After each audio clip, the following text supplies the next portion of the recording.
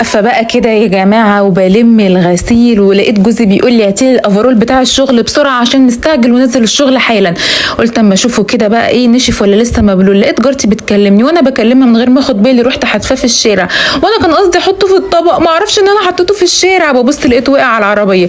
قلت لا اكيد مش هنزل بالاسدال ولا هنزل بالمنظر ده اجيب له الافرول بتاع الشغل، هو متاخر، بس انا هلبس بسرعه جدا احسن حاجه عندي وانزل اجيب له الافرول بتاعه اللي وقع. يا جماعه البلطو ده جبته من عند شيماء، خطير خطير، وبصوا مش تقيل قوي ومش خفيف قوي.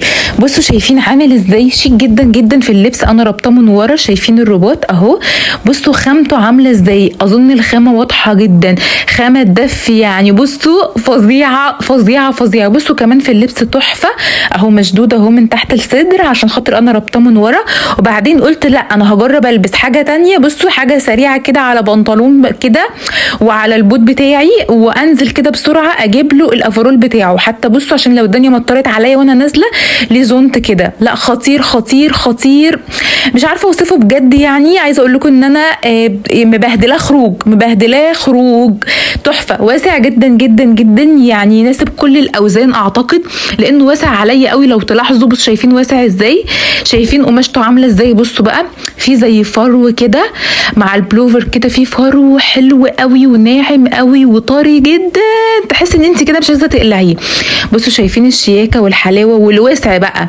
اما بقى الجاكيت ده قلت لا انا الجاكيت ده انزل بيه، حاسه انه لطيف كده وسريع ولذيذ، ولبست تحته كده بيزك كده على البنطلون عشان هو قصير شويه عليا، ما ينفعش انزل عليه بالبنطلون كده، لبست بيزك تحته، هو نص ونص، نص بني ونص ابيض.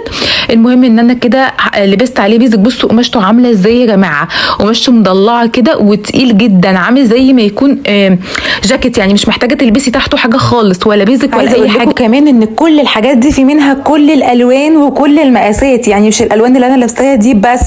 عايزه اقول لكم ان كمان البتاع ده بزونت قمر قوي ويليق على كل الستايلات، دريس، جيبه، خطير. بعدين قلت لا انا هجرب بقى الصوت القمر دي، وبصراحه انا استقريت عليها وقررت ان انا انزل بيها. الحاجات دي كلها من عند شيماء يا جماعه، شيماء عندها حاجات تحفه.